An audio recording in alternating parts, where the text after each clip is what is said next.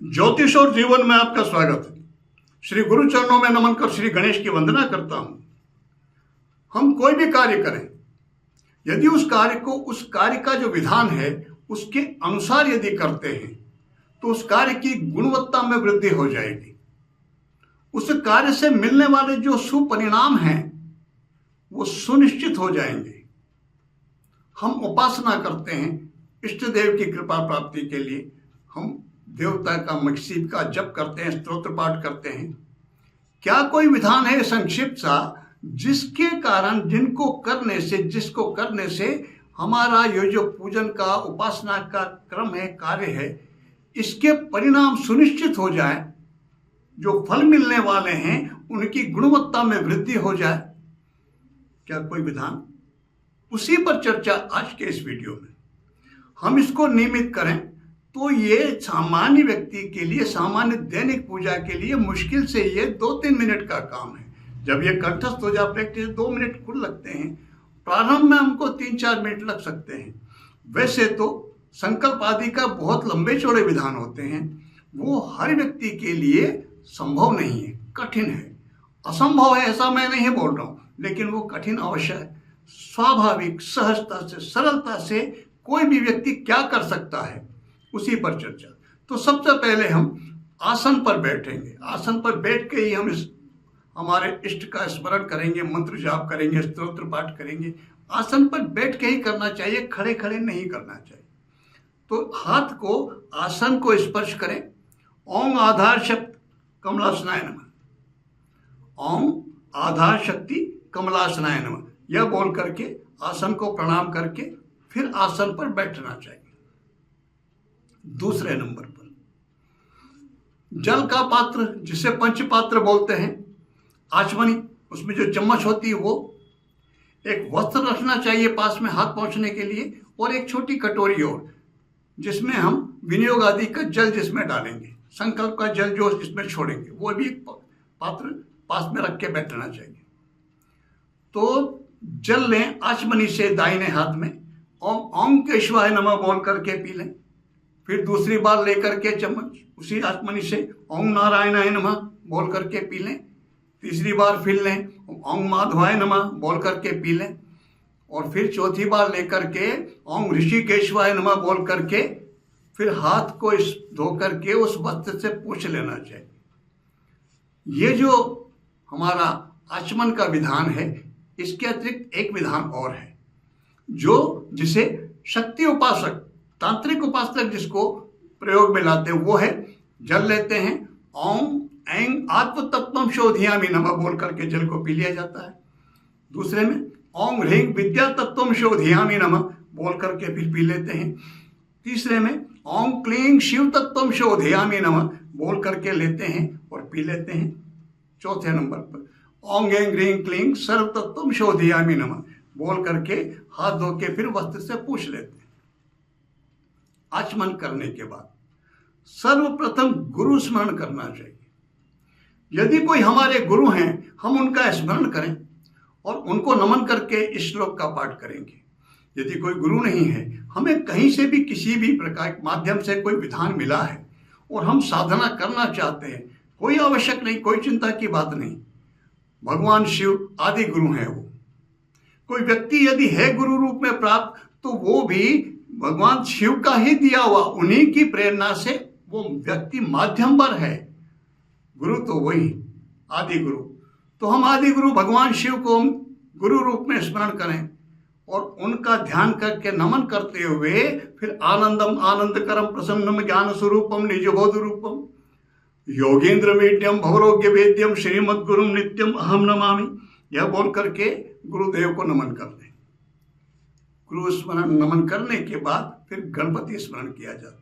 गुरु स्मरण पहले क्यों, गणपति स्मरण बाद में क्यों, इस पर चर्चा करता हूं, बाद में इसको समझाता हूं। थोड़ा सा हम पहले पूरी प्रक्रिया समझ लेते हैं, उसके बाद फिर हम गणपति भगवान का ध्यान करके और उनको नमन करें, उनका स्मरण करें।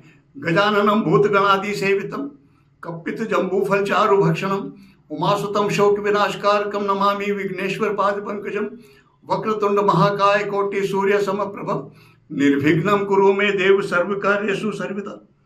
यह बोल करके भगवान गणेश को नमन करते हुए उनसे प्रार्थना करें कि मैं मेरे किसी कार्य की जो भी हमारा संकल्प है उसकी सिद्धि के लिए, उसकी प्राप्ति के लिए मैं इष्ट स्मरण कर रहा हूँ, मंत्र जाप स्तोत्र पाठ आदि कर रहा हूँ, उसमें मुझे सफलता प्रदान करें, मेरी मनोकामना पूर्ण करें।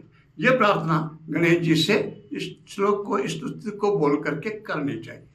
यह करने के बाद फिर आसन की शुद्धि, आचमनी में जल लें वैसे ही, और जल लेकर के पृथ्वी मंत्रस्य मेरु पृष्ठि ऋषि सुतलम छंद कूर्मो देवता आसने विनियोग, यह बोल करके उस कटोरी में जल को छोड़ दें। फिर उस आचमनी में जल लेकर के और ओम भूर्भुवः स्वः यह बोलते हुए आसन पर जल के छींटे दें। जल के छींटे देने के बाद फिर हम आसन पर बैठे ही हाथ से आसन को, जो सामने थोड़ा सा जगह बची हुई, उस पर स्पर्श करते हुए फिर आसन को प्रणाम करें। ओम अनंतासनाय नमः, ओम कूर्मासनाय नमः, ओम विमलासनाय नमः, ओम पद्मासनाय नमः, ओम योगासनाय नमः, ओम आधार शक्ति नमः, ओम दुष्ट विद्रावण निसिंहासनाय नमः, ओम परम सुखासनाय नमः, यह बोल करके आसन को प्रणाम करना चाहिए। आसन को प्रणाम करने के बाद फिर हम शिखा बंधन करें।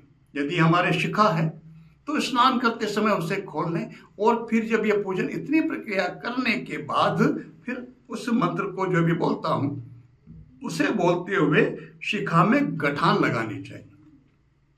अधिकांश आजकल शिखाओं का चलन नहीं रखने का, शिखा नहीं होती, तो ये चारों उंगलियां और इस अंगूठे को मिला करके, और ये जो स्थान है शिखा का जहाँ शिखा रखी जाती है यहाँ स्पर्श करें, और यहाँ स्पर्श करते हुए फिर यहाँ पर स्मरण करें, यहाँ पर ध्यान करें इस तरह का, ओम चिद्रूपिणी महामाय दिव्य तेज समन्विते तिष्ठ देवी शिखा मध्य तेजो वृद्धिम कुरुषु में, यह बोल करके और फिर ध्यान कर लें और नमन कर लें। सामने शक्ति स्वरूप को हम नमन कर लें, उस शिखा स्वरूप को। इसके बाद फिर दिग्बंधन करना चाहिए।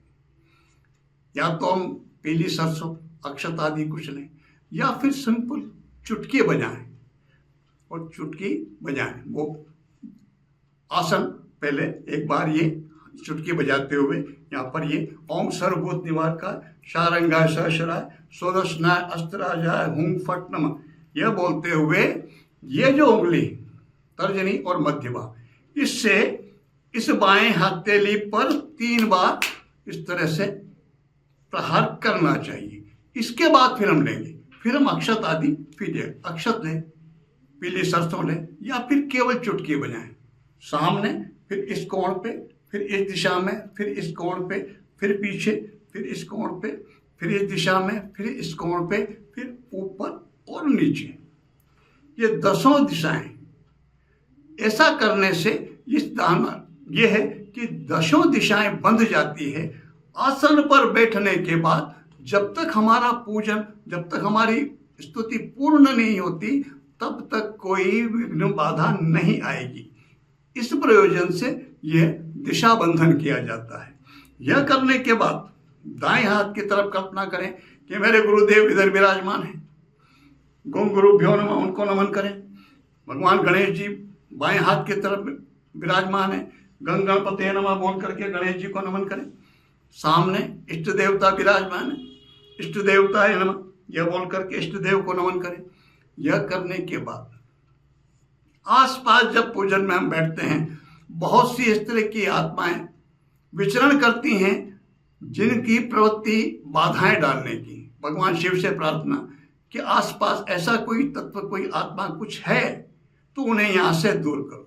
तो उसके लिए फिर अप्सरपंत उदय भूता ये भूता भूमि संस्था ये भूता विघ्न करता रस्ते नश्यंतु शिवाज्ञया अपक्रामंतो भूतानि पिशाचा सर्वतो दिशम सर्वेशाम विरोधेन जब कर्म समारंभे, यह बोल करके यह प्रार्थना कर लेनी चाहिए।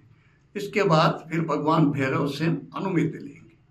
उसके बाद जब प्रारंभ करेंगे, आचमनी में जल लें। पहले आचमनी में जल लेकर के यो भूता नाम स्थित कौंडिन्य ऋषि अनुष्टुप छंदो नारायणो देवता भैरव नमस्कारे विनियोग, यह बोल करके वो जल उस कटोरी में छोड़ देंगे। फिर भगवान भैरव देव से प्रार्थना करेंगे। ओम कृष्ण दृष्ट महाकाय कल्पांतो दहनोपम भैरवाय नमस्तुभ्यम अनुज्ञा दातुर्मसि, हे भैरव देव मुझे आज्ञा प्रदान करो स्तुति मंत्र जाप उपासना करने की, यह प्रार्थना करने के बाद इसके बाद फिर संकल्प करेंगे। तो सामान्य रूप से वैसे जो संकल्प किया जाता है उसमें एक जो श्लोक के माध्यम से करते हैं वो भी कर सकते हैं, और नहीं तो फिर सामान्य भाषा में बोल के भी कर सकते हैं। ओम तत्सद्य 2080 संवत्सरे मासानाम मासमोत्तमे चैत्र मासे शुभे शुक्ल पक्षे प्रतिपदा तिथौ बुधवासरे जम्बूद्वीपे भरतखंडे मध्य प्रदेश प्रांते इंदौर नगरे सुदामा नगरी कॉलोनी स्थित स्वनिवास स्थित है। अहम अपना नाम बोल करके और फिर गुरुदेव च सर्व इष्ट देव तथा सर्व ग्रह नक्षत्र तिथिवार योग करण आदि तथा च ग्राम देवता स्थान देवता कुल देवता कृपा प्राप्त्यर्थम जपम च स्तोत्र पाठम करिष्ये, यह बोल करके जल छोड़ दिया जाए। यह प्रक्रिया है मंत्र की, संकल्प की, लेकिन इसको इस तरह बोलना कोई आवश्यक नहीं।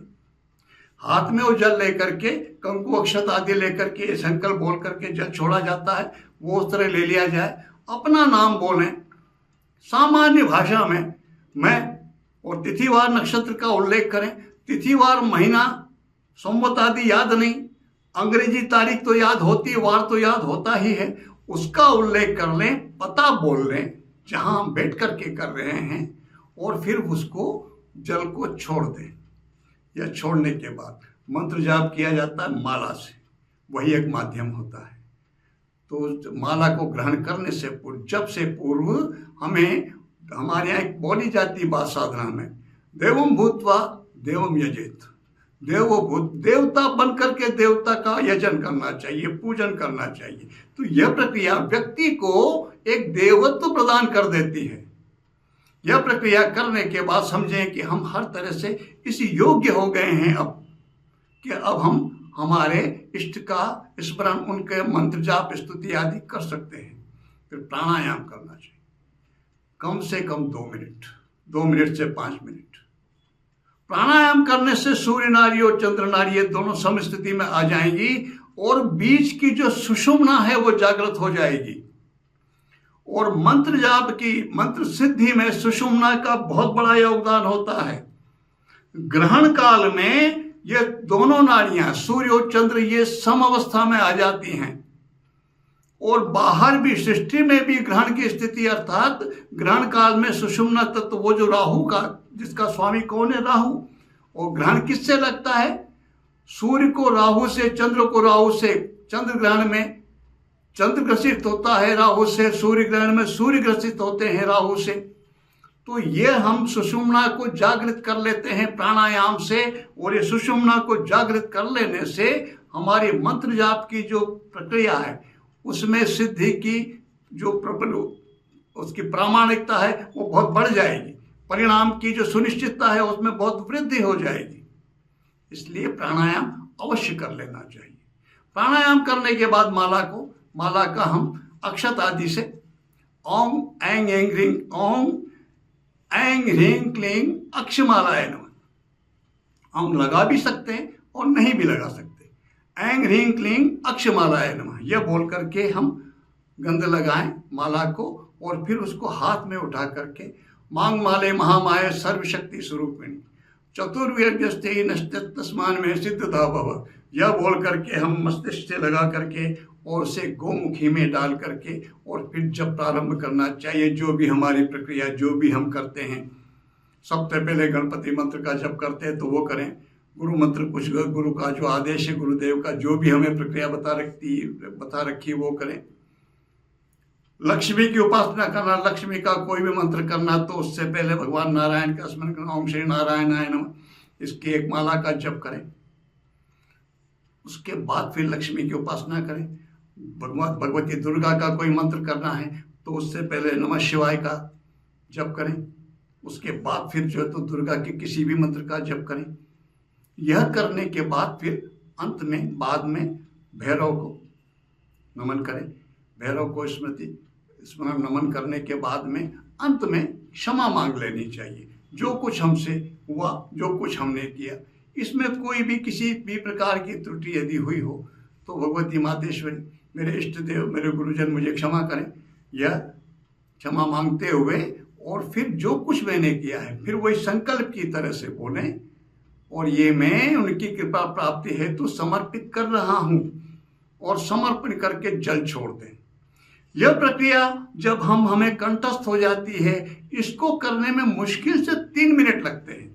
मैंने मंत्र बोला और साथ में क्या करना हो बोलता भी गया, इसलिए इतना समय लगा। ये जो मंत्र हैं 1-1, 2-2 लाइन के, इनको हम यदि कंठस्थ कर लेते हैं बहुत आसानी से, एक लंबे समय तक, थोड़ा भी लंबे समय तक की आवश्यकता ही नहीं। अगर हम ध्यान से मन लगा के करेंगे तो मुश्किल से हफ्ता 10 दिन में ये कंठस्थ हो जाएंगे। और जब कंठस्थ होने के बाद हम इनको नियम से करेंगे हमारे दैनिक पूजन में, तो 2 से 3 मिनट का समय कुल इस प्रक्रिया में लगता है। लेकिन ये 2 से 3 मिनट का समय हमारी 2 से 3 घंटे की या 1.5-2 घंटे की या आधे घंटे की जो भी हमारी परिश्रम मेहनत है हमारी स्तुति करने की, उसके जो परिणाम हैं उन परिणामों में सुनिश्चितता और उनकी गुणवत्ता में बहुत वृद्धि कर देते हैं। अब एक प्रश्न आपके मस्तिष्क में, कई कहते हैं इसमें कि गणपति प्रथम पूज्य, गुरु स्मरण पहले क्यों? गुरु स्मरण पहले, साधना के क्षेत्र में सबसे पहले गुरु स्मरण इसमें इसलिए किया जाता है। कबीरदास जी ने भी कहा, गुरु गोविंद दो खड़े का केला गूं पाए, और बलिहारी गुरु आपने गोविंद दियो मिलाए। उन्होंने भी पहले गुरु को स्मरण किया है। वो कहते हैं कि आपके बलिहारी, आप ही की कृपा से तो मेरा गोविंद से साक्षात्कार हुआ। तो गुरु के माध्यम से मंत्र प्राप्त होता है। तो गुरु पिता होते हैं मंत्र के, और मंत्र जप से इष्ट का साक्षात्कार होता है। जिस देवता का मंत्र है उस देवता का साक्षात्कार होता है, अर्थात उनकी कृपा प्राप्त होती है। तो मंत्र पिता होता है उस देवता का। तो हमारे जो इष्ट हैं, जिसकी भी है देवता की हमने पूजा की, उसके पिता हुआ मंत्र और मंत्र के पिता हुए देवता। तो इष्ट देव के तो वो हमारे पितामह हो गए, पिता के भी पिता हो गए।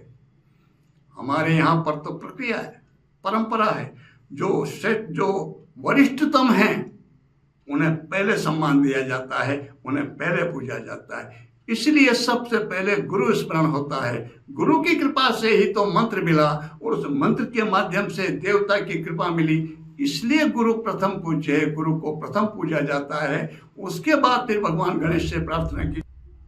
इसलिए यही कारण है कि भगवान गणेश बाद में और गुरु पहले। भगवान गणेश की हम बाद में उनसे का ध्यान करते हैं, गुरु को पहले स्मरण करते हैं। तो भगवान गणेश, भगवान गुरुदेव सबके, आप सबके गुरुदेव आप सब पर कृपा करें। भगवान गणेश आप सबकी मनोकामना पूर्ण करें। इसी प्रार्थना के साथ मैं आप सबको नमन करता हूँ। नमस्कार।